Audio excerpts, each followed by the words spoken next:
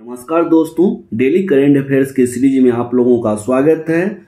हम लोग देख रहे हैं 28 सितंबर 2025 से संबंधित महत्वपूर्ण करेंट अफेयर्स। ये सभी करेंट अफेयर्स आपके आगामी सभी परीक्षाओं के लिए बहुत ही महत्वपूर्ण रहने वाला है, इसीलिए इस वीडियो को शुरू से अंत तक जरूर देखें।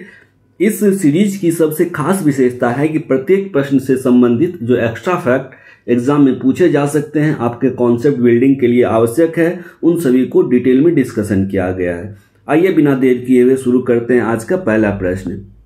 रूस और ईरान के बीच समझौते के तहत 4 परमाणु संयंत्र किस प्रांत में बनाए जाएंगे? Under the Russia Iran agreement 4 new nuclear plants will be constructed in which Iranian province?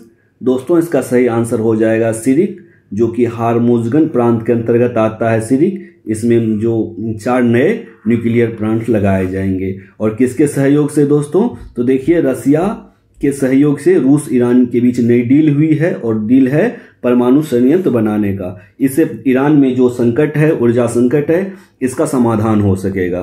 साथ ही दोस्तों, अन्य तथ्य को देखेंगे तो समझौता ईरान के हार्मुज़गन कंपनी और रोस्तम के बीच हुआ है, और परियोजना $25 बिलियन की है। यह भी परीक्षाओं में पूछा जा सकता है, कुल कितने बिलियन डॉलर की है? तो $25 बिलियन की है। और प्रत्येक संयंत्र की क्षमता जो है 1255 मेगावाट की होगी। वर्तमान में ईरान में केवल एक सक्रिय परमाणु संयंत्र ही है, और यह है बुशेहर में। और अन्य संयंत्र नटरांज और फोर्डो जो है यहाँ पे पहले कार्यरत था, वर्तमान में बंद पड़ा हुआ है।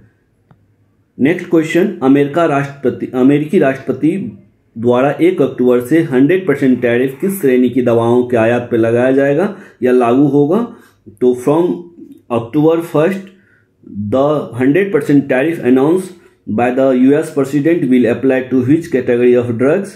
तो इसका सही आंसर हो जाएगा कि केवल ब्रांडेड या पेटेंट वाली दवाओं पे। ऑप्शन बी इसका सही आंसर है। दोस्तों, जैसे कि आप देख सकते हैं, डोनाल्ड ट्रंप ने ट्वीट करके ये जानकारी दी है। पढ़िए इस ट्वीट को। Starting October 1, 2025 will be imposing a 100% tariff on any branded और पेटेंट फार्मास्यूटिकल्स प्रोडक्ट। तो ये इसका सही जवाब होगा, केवल ब्रांडेड और पेटेंट वाली दवाओं पे। और ये देखिए, इमेज से आप याद रखेंगे कि ट्रंप ने क्या किया है, 100% टैरिफ लगाया है। इससे हड़कंप मच गया। भारतीय कंपनियों पर इसका कितना प्रभाव पड़ेगा, इसको देखते हैं। तो 100% टैरिफ किस पे लगाया है? तो ध्यान रखेंगे, ब्रांडेड और पेटेंट वाली दवाओं पर लागू होगा। और कंपनियां यदि अमेरिका में उत्पादन इकाई स्थापित करती है तो टैरिफ समाप्त हो सकता है।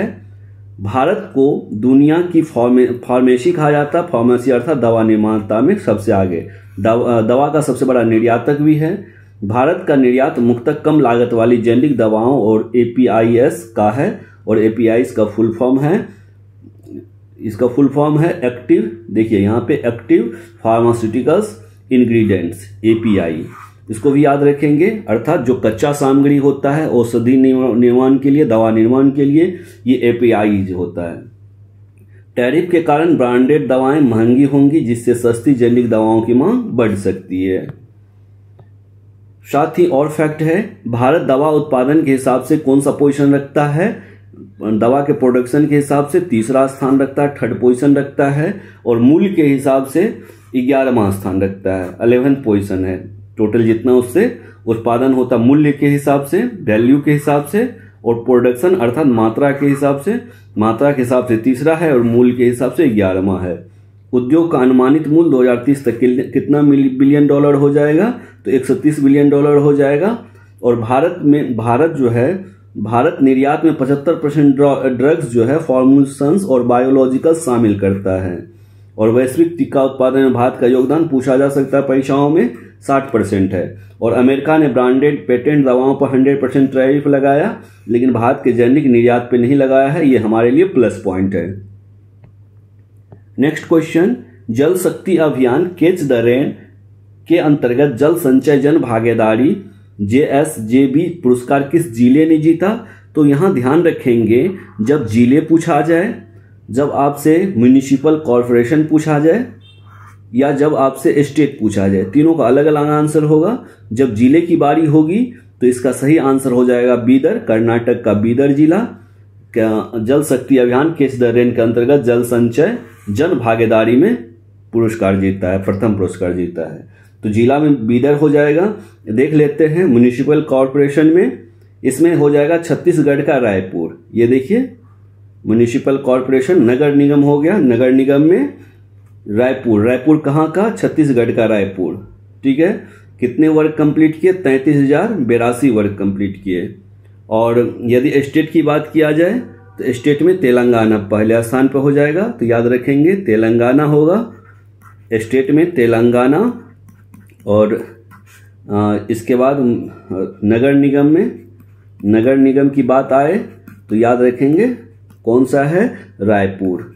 और रायपुर किस राज्य का है? तो छत्तीसगढ़ का है।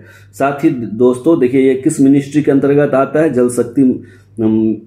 जल शक्ति मिनिस्ट्री के अंतर्गत prime minister Narendra Modi launch किया था जल शक्ति अभियान कैच द रेन। अर्थात इसका मीनिंग क्या हुआ? जो वर्षा का जल है उसे संचय कर रखना, इसी का नाम है कैच द रेन, जल संचय, जल संग्रहण, ताकि वाटर रिचार्ज हो सके और ज्यादा से ज्यादा पानी धरती के अंदर रह सके, ताकि वाटर लेवल बहुत नीचे ना जाए। इसे याद रखेंगे। जल संचय जन भागीदारी में जिला पूछे तो कर्नाटक, म्युनिसिपल कॉरपोरेशन पूछे रायपुर, स्टेट पूछे तो तेलंगाना।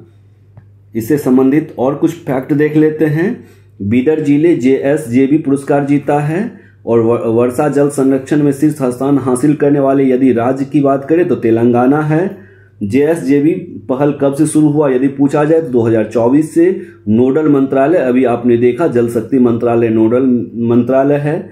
और उद्देश्य समुदाय की भागीदारी से जल संरक्षण को बढ़ावा देना उसका उद्देश्य है। और यह जो पहल है कहां से पैसा आता है? CSR fund. दोस्तों CSR फंड क्या है तो इसे जान ले। C से कॉर्पोरेट होता है, कॉर्पोरेट, S से सोशल, R से रिस्पॉन्सिबिलिटी।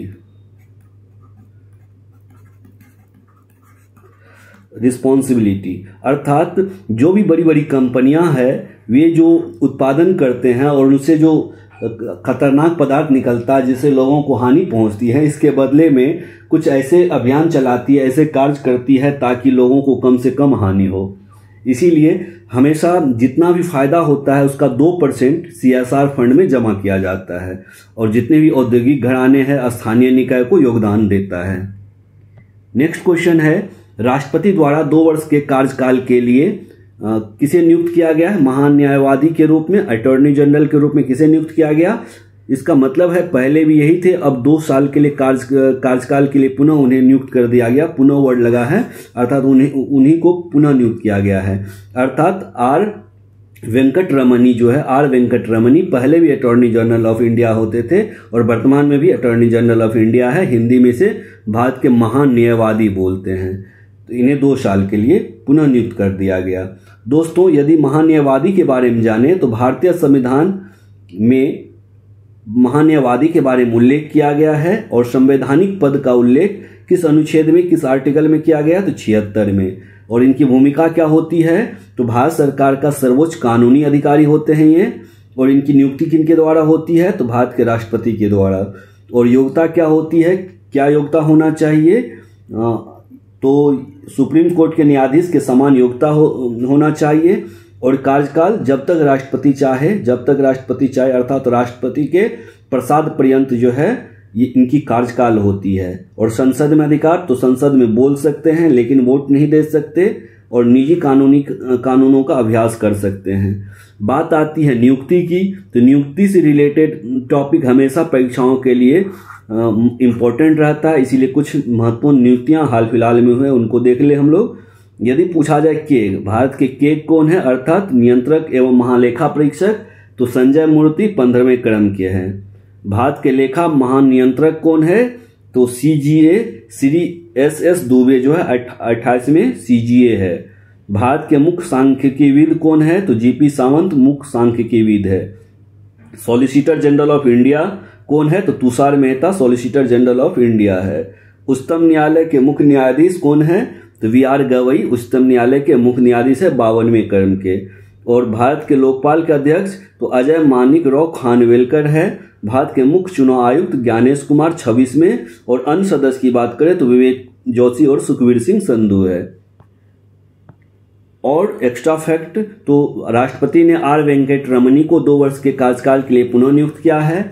महान्यायवादी की योग्यता सुप्रीम कोर्ट के न्यायाधीश बनने की योग्यता जितनी होती है, और यह अनुच्छेद 76 में 76 में लिखा हुआ है। राष्ट्रपति के प्रसाद पर्यंत पद पे बने रहते हैं और वेतन भत्ते राष्ट्रपति द्वारा निर्धारित होते हैं। और मुख्य कार्य है भारत सरकार को कानूनी सलाह देना। यह ध्यान रखेंगे, सरकार को जब भी कानूनी सलाह की जरूरत पड़ती है तो अटॉर्नी जनरल ऑफ इंडिया उन्हें कानूनी सलाह देते हैं, और राष्ट्रपति द्वारा सौंपे गए कार्य उन्हें करना होता है। और संसद में भाग तो ले सकते हैं, लेकिन बोल भी सकते हैं, लेकिन मतदान नहीं दे सकते। ये इंपॉर्टेंट है। नेक्स्ट क्वेश्चन है, यूनिसेफ की रिपोर्ट में भारत के किस राज्य या जिले का उल्लेख लड़कों और पुरुषों के व्यवहार को लैंगिक समानता के अनुकूल बनाने वाले मॉडल के लिए किया गया है? तो इसका सही आंसर हो जाएगा आसाम। अर्थात आसाम राज्य की जो जितने भी जिले हैं, या राज्य या जिला भी ऑप्शन दोनों दिया है, इसीलिए ऑब्लिक लगाया गया है। अब आपको सोचना है कि राज्य को दिया गया है या जिला को, तो ये सही आंसर इसका है आसाम। राज्य हो जाएगा सही आंसर। आसाम को लड़कों और पुरुषों के व्यवहार को लैंगिक समानता के अनुकूल बनाने वाले मॉडल अपनाने के लिए पुरस्कृत किया गया है। इसे पहला स्थान मिला यूनिसेफ के द्वारा। आसाम को क्यों मिला? क्योंकि आसाम राज्य में जितने भी लड़के हैं या फिर लड़कियां हैं, लड़कों और पुरुषों के व्यवहार को लैंगिक समानता के अनुकूल है। ये लड़के और लड़कियों की जो समानता होनी चाहिए अनुकूल है। यहाँ देखेंगे ये UNICEF gender equitable behaviour model अपनाने वाले जो है आसाम है, इसे ध्यान रखेंगे। आसाम इसका सही आंसर है। और ये यदि बात करें यूनिसेफ की तो आपके दिमाग में आएगा यूनिसेफ क्या है, यहाँ से प्रश्न परीक्षाओं में देखने को मिलता है। तो यूनिसेफ जो है यूनाइटेड नेशन चिल्ड्रेंस फंड है, इसका फुल फॉर्म है यूनिसेफ का यूनाइटेड नेशन चिल्ड्रेन फंड। ध्यान रखेंगे दोस्तों, यूनिसेफ जो है इसका फुल फॉर्म आपको कहाँ मिलेगा?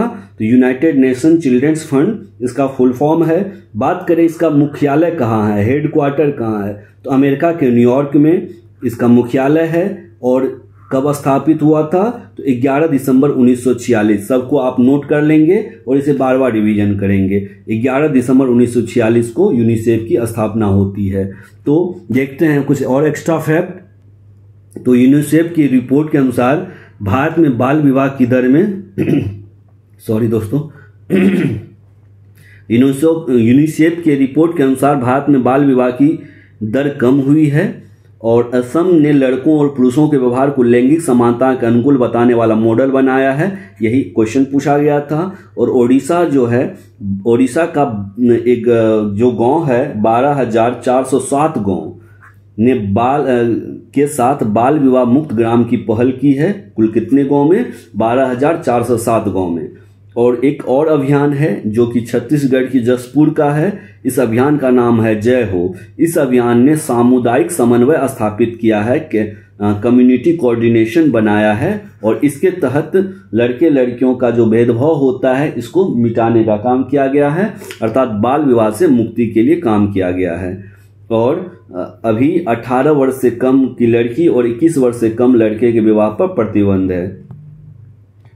नेक्स्ट क्वेश्चन है, प्लेनेटरी हेल्थ चेक 2025 रिपोर्ट के अनुसार वायुमंडलीय कार्बन डाइऑक्साइड अर्थात CO2 का स्तर कितना हो गया है, जो उच्च जोखिम सीमा 450 के करीब है, अर्थात 450 के आसपास है। ये क्वेश्चन से ही स्पष्ट हो रहा है। तो और सब जो 400 के आसपास 450 के आसपास ना हो वो नहीं होगा, और 450 भी नहीं होगा। तो इन दोनों में से देखिए जो 450 के ज्यादा करीब है। ऐसे भी आंसर दे सकते हैं, कभी कभी होता है, ऐसा भी प्रश्न परीक्षाओं में पूछ लिया जाता है, तो ध्यान रखेंगे। और किसने ये रिपोर्ट दिया है? प्लेनेटरी हेल्थ चेक ने इस रिपोर्ट को जारी किया है। और वायुमंडलीय कार्बन डाइऑक्साइड का स्तर कितना हो गया है? तो 423 ppm। और ध्यान रखेंगे दोस्तों 423 जो ppm है इसको बोलते हैं भाग प्रति मिलियन। ये ppm का हिंदी में है भाग प्रति मिलियन। इसे याद रखेंगे, पार्ट पर मिलियन। ppm का फुल फॉर्म हो गया ppm, पार्ट पर मिलियन। ppm का पार्ट पर मिलियन, और ये जून 2023 का आंकड़ा है 430 ppm हो गया था समथिंग, और ये सितंबर में के आसपास आकर के 423 ppm हो गया। दोस्तों होता क्या है कि 9 ग्रह सीमा शामिल है। ग्रह की जो इस सीमा को क्रॉस करने के बाद, इस सीमा में छेड़छाड़ करने के बाद जो जलवायु परिवर्तन है बहुत ज़्यादा विशाल हो जाता है, तीव्र हो जाता है। और इसमें कौन कौन सा शामिल है? तो जलवायु परिवर्तन, जैव मंडल अखंडता में परिवर्तन, भूमि प्रणाली परिवर्तन, ताजे जल में परिवर्तन, जैव भू रासायनिक प्रवाह में बदलाव, नवीन घटक, महासागर अम्लीकरण, वायुमंडलीय एरोसोल लोडिंग और समतापीय ओजोन। ये 9 ग्रहीय सीमा है कि इस सीमा को पार मत करिए। यदि आप इस सीमा को पार कर लेते हैं तो बहुत ज़्यादा आपको नुकसान का सामना करना पड़ सकता है, बहुत ज़्यादा इसका आप पे असर पड़ सकता है। लेकिन वर्तमान में इस 9 में से 7 सीमाओं को लांघ दिया गया है, क्रॉस कर लिया गया है। बस 2 सीमा अभी जो दिया गया है, एक बाउंड्री खींचा गया है कि इसके बाहर जो है खतरा का निशानी है।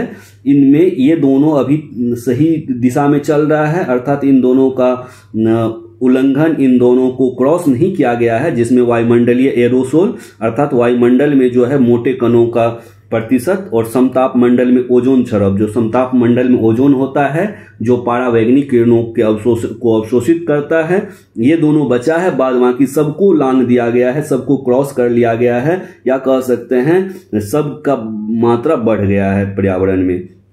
तो ये हो गया उच्च जोखिम वाले 450 ppm के करीब है, इसी में CO2 भी है दोस्तों।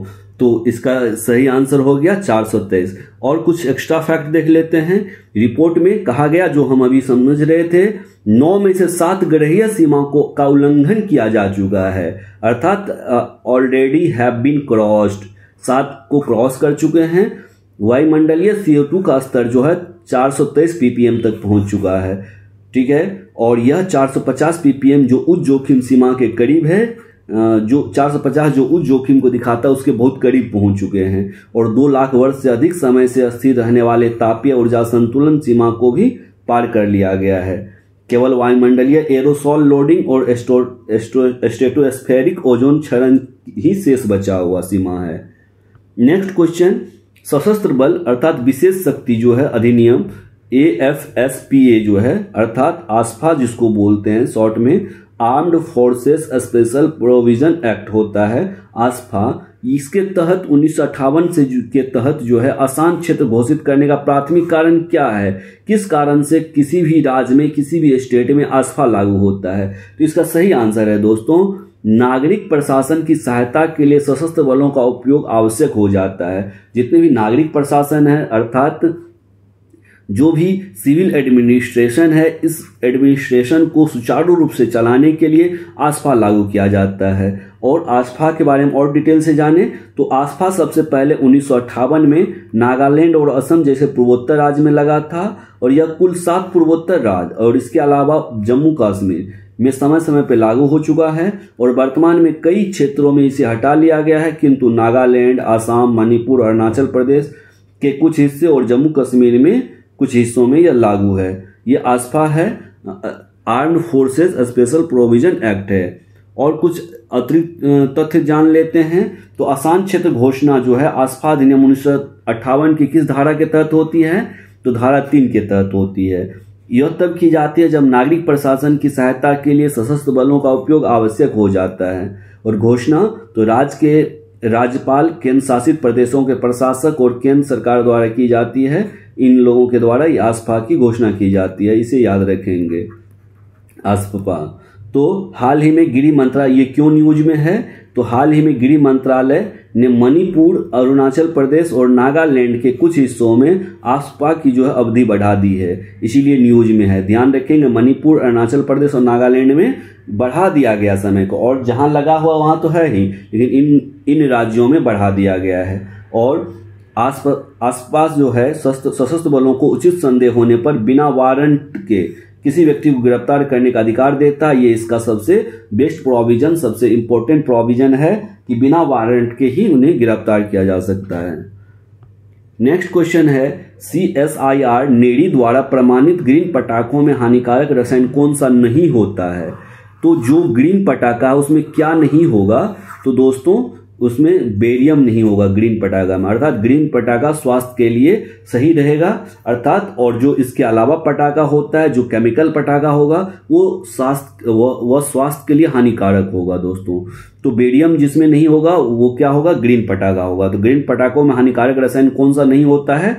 बेरियम नहीं होता है। किनके द्वारा यह बताया गया है? CSIR नेडी के द्वारा।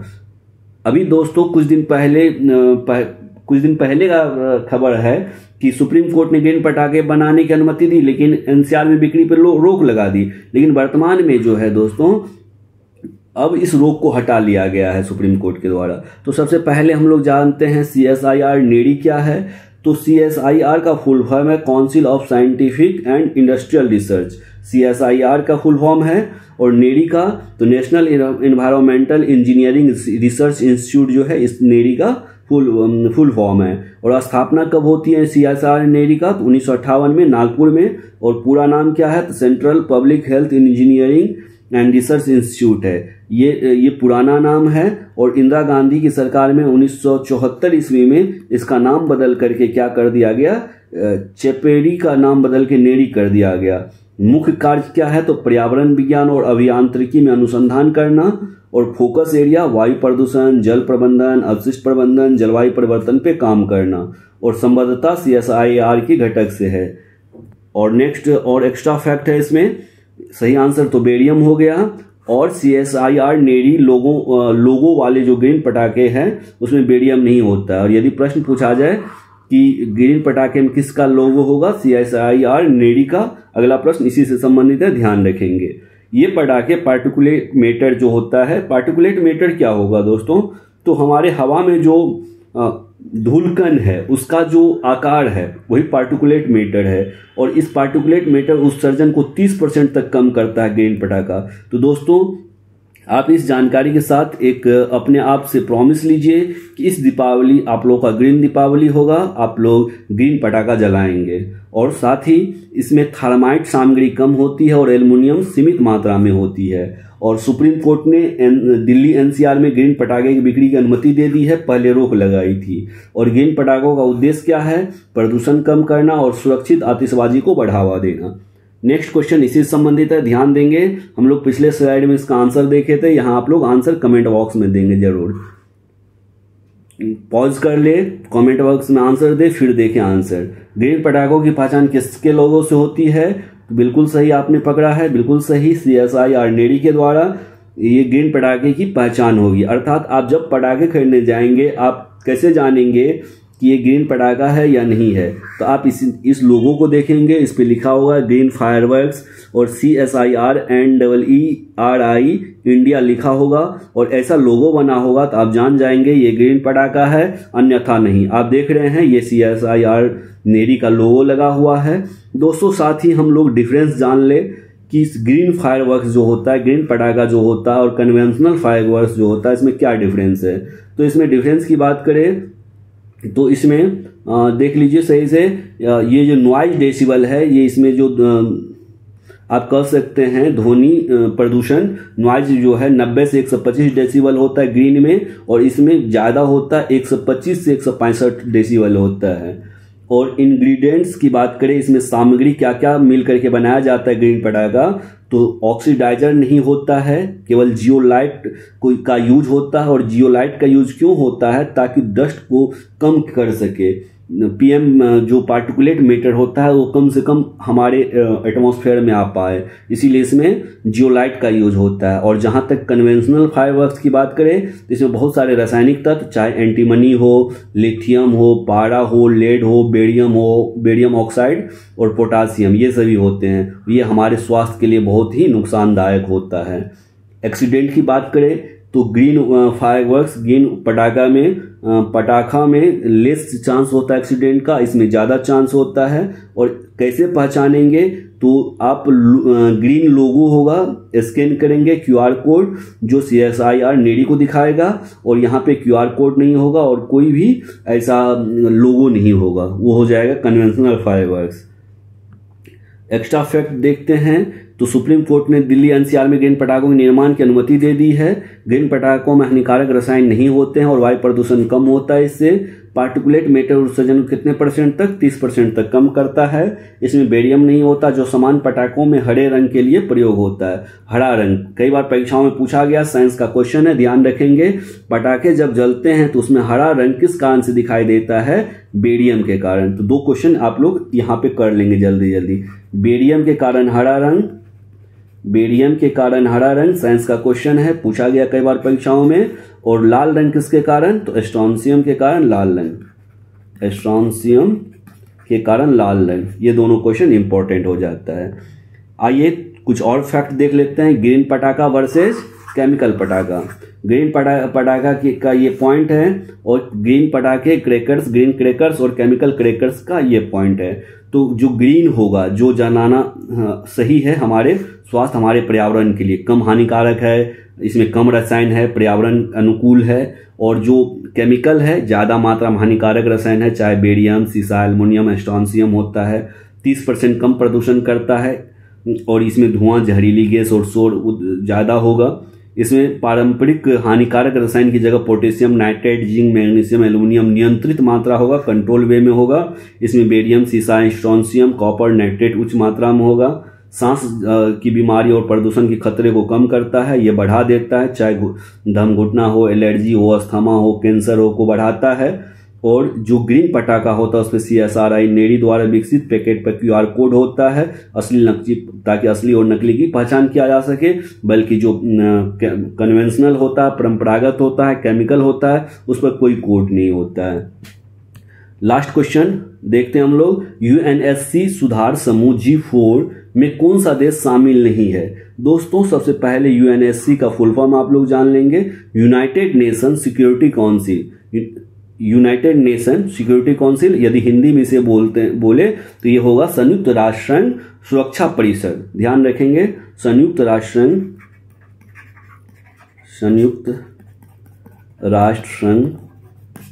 सुरक्षा परिषद,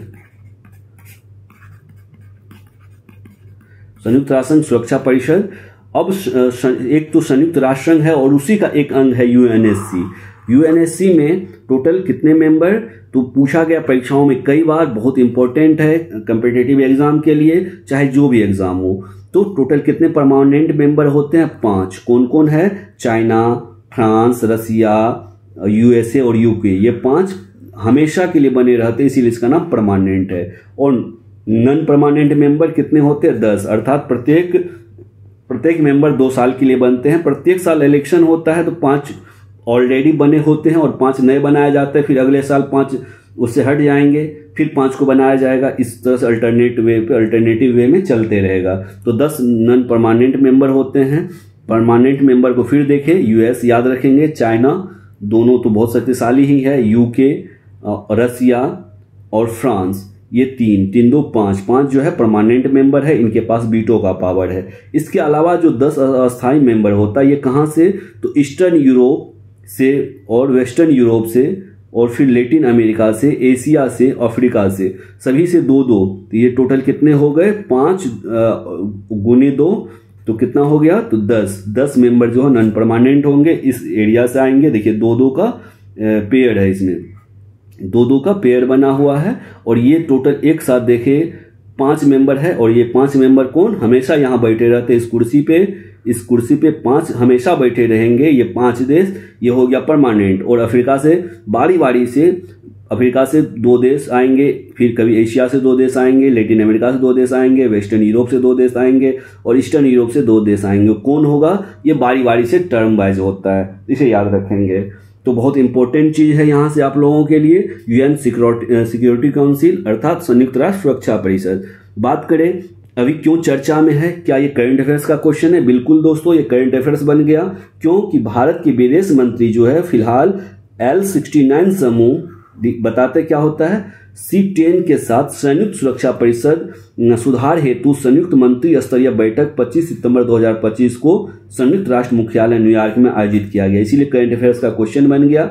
बात करें G4 के सदस्य कौन कौन है, तो भारत, जर्मनी, जापान और ब्राजील। ये 4 देश जो है G4 के सदस्य देश है।